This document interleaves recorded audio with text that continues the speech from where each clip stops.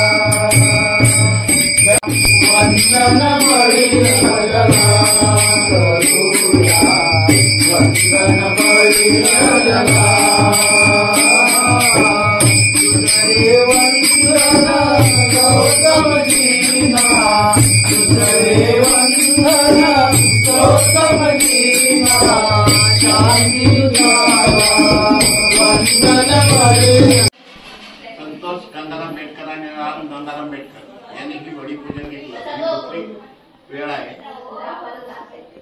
त्यांचे धन्यवाद मानावे लागते। आज तुम्ही सुद्धा लांबून या ठिकाणी आलात। हे बळीपूजन आम्ही का स्वीकारलं? आपल्या महाराष्ट्रात शेतकऱ्याला बळीराजा म्हणून संबोधतात, तर बळीराजाने शेतीसाठी प्रचंड काम केलं। शेत जमीन, बी बियाणे एवढंच नाही तर शेतकऱ्यांना आदर्श शेतकरी पुरस्कार देऊन गौरव करणे अशी अनेक कामे या बळीराजाने केली। शेतीची कामे संपल्यावर एक दिवस आपल्या बैलांचा सन्मान करायला हवा, हा याच राजाचा आदेश जो आजही आपण सर्वजण पाळतो। महाराष्ट्रात काही ठिकाणी शेतीची कामे संपली की बैलपोळा नावाचा मोठा सण मोठ्या उत्साहात आणि थाटामाटात साजरा केला जातो। या दिवशी घरातील बैलांसाठी कोणतीही कामे करून न घेता सकाळी त्यांना गोठा। माझ्या विचारामध्ये बदल झाला। 1956 साली बांद्रा पोलीस कंपाऊंड मध्ये गाडगेबाबांचं कीर्तन झालं। त्या कीर्तनामध्ये म्हटलं होतं, सत्यनारायणच्या पोथीमध्ये असं आहे, साधूवाड्याने प्रसाद नाही घेतला म्हणून करोडो रुपयाची नौका बुडाली आणि प्रसाद घेतला तो करोडो रुपयाची नौका वरती आली। तर आहे का? सत्यनारायणची पूजा घालणाऱ्या महाराजाला म्हणावं, 250 रुपये कशाला, 2.5 लाख रुपये घ्या। ज्या साली लढाई झाली त्या साली करोड रुपयाची नौका तळाला गेली। एक सत्यनारायण घाला, एक धाकाला वरती, जमेल का? नाही। हे मी प्रात्यक्षिक मुंबई पोलीस खात्यात काम करत असताना निदर्शनात आलं आणि त्याच्यानंतर याच्यामध्ये परिवर्तन करताना मिळालं। विलास दिघे, कोकमकर सर, येले सर अशा कार्यकर्त्यांनी या कामाला तालीम दिली आणि याला परिवर्तनाला ही जी पूजा आहे आता मी दुसऱ्या वेळेला वाचली नाही, पण मी तिसऱ्या वेळेला सांगेन, संतोष बेटकर, राम बेटकर तुमच्या हातात आम्ही ती पुस्तकं देणार आहे।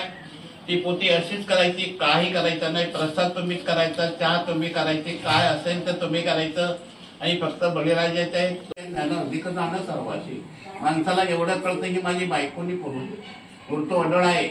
काश्मीरच्या खोऱ्यात 8 दिवसापूर्वी 28 लोकांना गोळी घालून मारलं गेलं।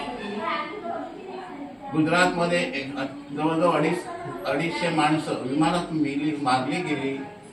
त्यांच्या मनात असं होतं का हो आम्ही उदार मारणार म्हणून? नाही, मरण नसताना असं घडतंय। म्हणून एकनाथ महाराजांकडं एक ग्रस्त गेले, व्यसनी होते, बेवडे होते। एकनाथ महाराज तुम्ही मला सांगावं, पण काय सांगायचं? तर मी मरणार केव्हा सांगा? एकनाथ महाराज म्हणाले, तो 8च दिवसात मरणार।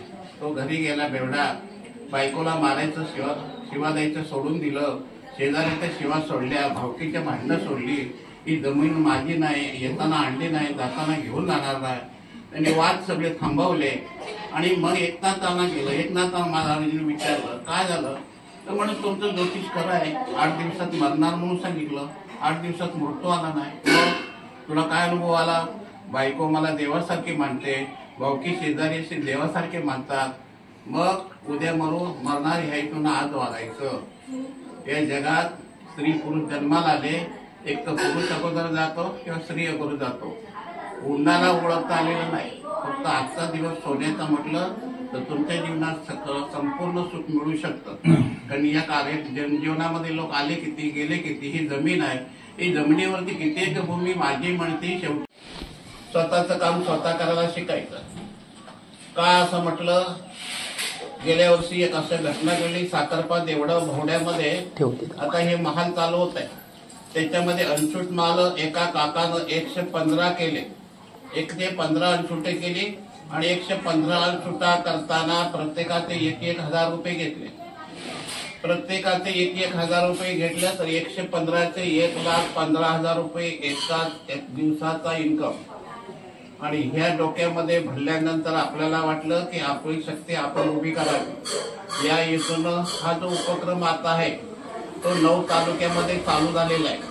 कोकणकर सर आहेत, अनेक 9 तालुके, 9 तालुक्याची एक जाहीर सभा झाली आणि त्याच्यामध्ये हे परिवर्तनाचं काम चालू झालेलं आहे. ही जी पूजा वाचता ही तुम्ही स्वतः वाचायची, एखादं लग्नाची पूजा घालायची तुम्ही वाचायची, घरभरणी करायची तुम्ही करायची, काय नाही.